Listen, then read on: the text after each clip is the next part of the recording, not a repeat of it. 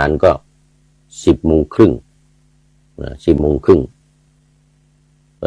อำลารายการแต่วันไหนมีอาหารแล้วอย่างวันนี้ วันนี้มีอาหารแล้วเพียงแค่อุ่นญาติโยมมาถวายไว้ศรีลังกาโยมจากประเทศศรีลังกาเมื่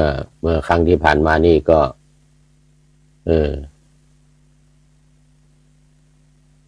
โยมมเหตุ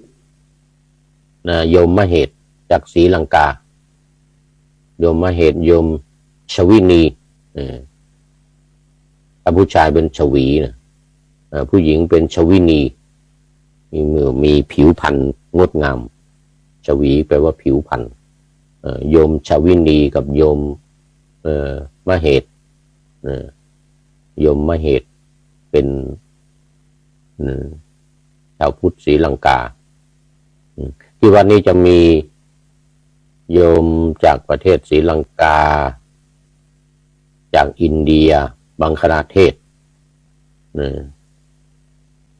แล้วก็ไอริส